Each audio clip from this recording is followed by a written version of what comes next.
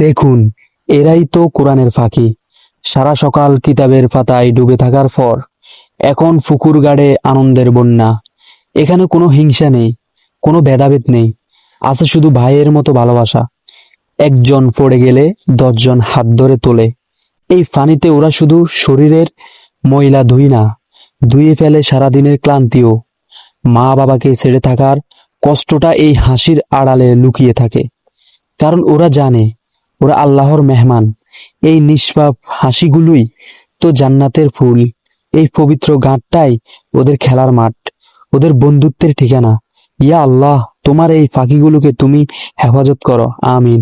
ভিডিওটি বেশি বেশি শেয়ার করবেন এবং এই ছাত্রদের জন্য, এই কোরআনের পাখিদের জন্য দোয়া করবেন। দেখুন, এরাই তো কোরআনের ফাঁকি। সারা সকাল কিতাবের পাতায় ডুবে থাকার পর এখন পুকুর গাড়ে আনন্দের বন্যা। এখানে কোনো হিংসা নেই, কোনো ভেদাভেদ নেই, আছে শুধু ভাইয়ের মতো ভালোবাসা। একজন পড়ে গেলে 10 জন হাত ধরে তোলে। এই ফানিতে ওরা শুধু শরীরের ময়লা ধুই না, ধুয়ে ফেলে সারাদিনের ক্লান্তিও। মা বাবাকে ছেড়ে থাকার কষ্টটা এই হাসির আড়ালে লুকিয়ে থাকে।